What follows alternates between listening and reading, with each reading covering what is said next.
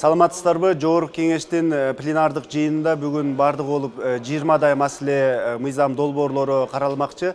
Алардын ичинен эң кызыктуулары жана талкуу жараткан мыйзам долбоорлору кайсылар болду? Депутаттар менен билип алалы. Депутат мырза, мына бүгүн түшкө чейин 7 апрель жөнүндө мыйзамды абдан кызуу талаш талкуулар менен кабыл алдыңыздар. Ал бул мыйзамдын мааниси эмнеде?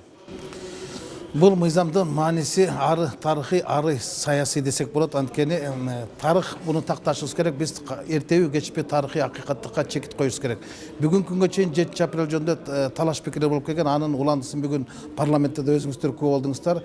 Деги эле 7 апрелде ыңкылап болгонбу, же ынтымак болгонбу, төңкөрүш болгонбу, же чыныгы элдик революция болгонбу, баары бир эртеби кечпи ал тарыхта айтылыш керек. Бунун мааниси 7 апрелде эскерүү күнүнөн эс алуу күнүнө которуунун маанисин ары тарыхый, ары жооптуу, ары милдетте дегеним 7 апрелде майрам күн кылуудан биз эч нерсе жоготпойбуз. Биз кайта утабыз ошол мекенчилдикке уул кыздарыбызды тарбиялоого, анан бийлик дагы тазарууга ушул 7 апрелде эмне болгондорун атын түбөлүккө калтырганда биз чоң тарыхый утушка ээ болобуз деп эсептеймин.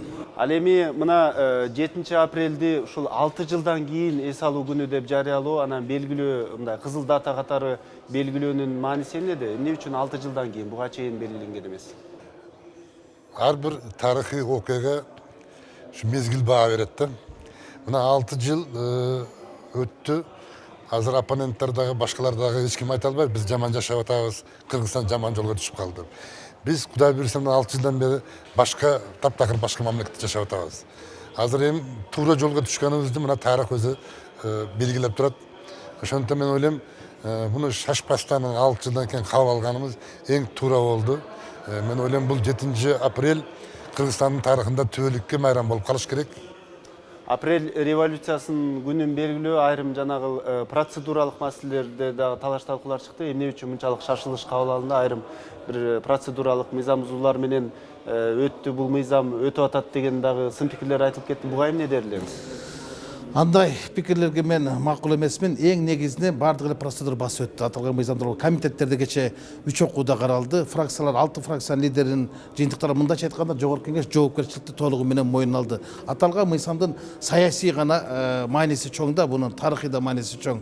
Анан кайсы бир мыйзамдар бузулуп калса, бул эми чынын айткычы керек. Биз буга чейин Жогорку Кеңеш тарыхында көп нерселер болгон. Бир эле ошол жанагы бюджеттен выпадение болуп аткан ошол импорт боюнча жана буудайга башында биз Жогорку Кеңеш мындай кабыл алган күндөр болгон. А буну кабыл алганда кайсы бир каршы пикирлерди айтпады. Эми бул суу кечпеген нерсе, мыйзам бузулду дегенчи. Эң негизгиси тескерисинче ошол чекит коюлду деп эсептейм мен.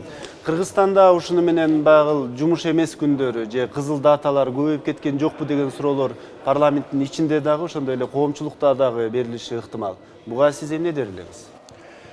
Мен баягы айтып кеттим, Кыргызстан демократик мамлекет болгондон кийин бизде даже Иса пайгамбардын туулган күнүндө эле белгилейбиз. Бул деген ушул бизде жашап аткан христиан динге болгон биздин лояльный көз карашыбыз, сый урмат менен карашыбыз да. Анан тарыхый окуяларды баалаш бул мыйзам ченемдүү көрүнүш. Бул дегенди Кыргызстан ушундай тарыхый окуяларга бай мамлекет деп айтсак деле болот. 7 апрелди өзгөчө белгилөө жөнүндө биринчи алгачкы сунуш кимден чыкты? Мисалы, жакында эле мына президент дагы сунуштаган эле. Андан мурда дагы ошол 7 апрель окуяларына катышкан, ошол учурда жакындарын жоготкон атуулдар дагы кайрылды эле. Туура суроолду берип атасың. Мен бул мыйзам демилгесин 2 жыл мурун эле көтөрүп чыккан болчумун. Бирок ошол кезде айрым кесиптештер баягы каршы болуп коюшкан, эртерээк болот деп кандайдыр кыргыз бир мыйзамдар бар да. Маселен, кайсы бир атактуунун атын бериш үчүн ал өлгөндөн кийин 5 жыл күтүш керек. Мына биз 6 жылдан кийин бир атасын Анвар ака жана айтып кетпедиби? Мына 6 жыл аралыкта мезгил өзүнүн баасын берди. Бул курулуштун жылы болду же бурулуштун жылы болгонун тарых өзү тактап койду да. Артка кайтпайдыган процесстер башталды. Процесс башталды. Негизинде бул демилгени өткөндө мекен шейиттери коомдук бирикмесинин башчылары менен жолугушканда Айкөл Алат ошол окуяда жардамын балдар бардыгы айтыштай ушул кезде ушул 7 апрелге тарыхый тактык кылып туруп ушуну кызыл күн кылып бербесин демилгени ошолдор демилген мыйзам долбоорун биз иштеп чыктык.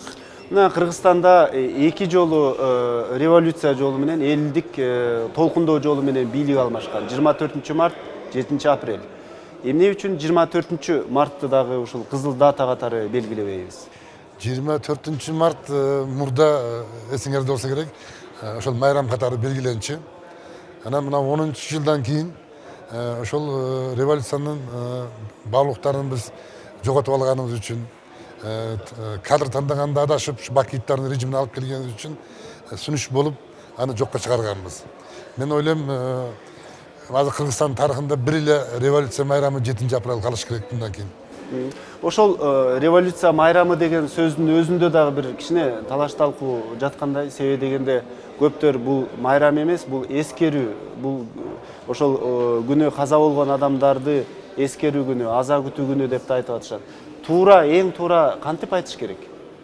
Мындайда актуалдуу суроо деп атасың. Туура. Бунун аталышы боюнча да бир топ талдоо болду. Бир топ талаш пикирлер болду. Бирөөлөр айтты буну биримдик күнү деп, бирөөлөр айтты улуттук боштондук күнү, бирөөлөр айтты мекенди коргоо күнү, бирөөлөр айтты. Бирок бир кайсы бир майрамдардын аты убакыты менен уккан. Маселен, 8 мартты чыныгы аты аялдарды эл аралык коргоо күнү. Бирок аны эч ким айтпайт, аялдардын эл аралык күнү деп. 8 март дейт.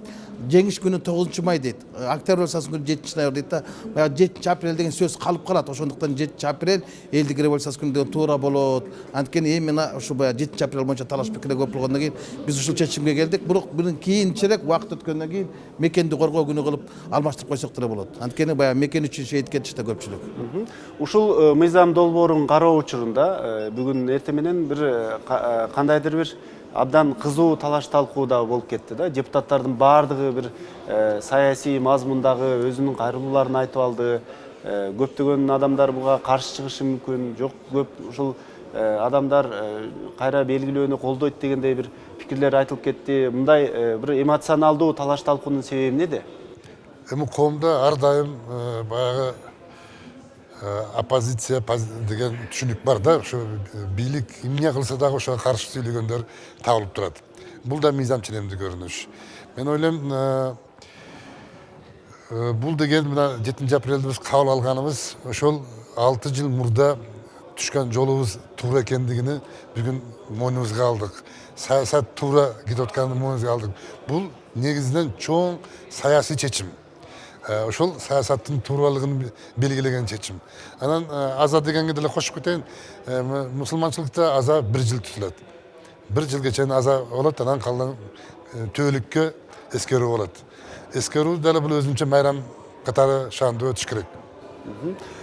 Жогорку кеңештин бүгүнкү жыйынында дагы кандай кызыктуу маанилүү маселелер бар?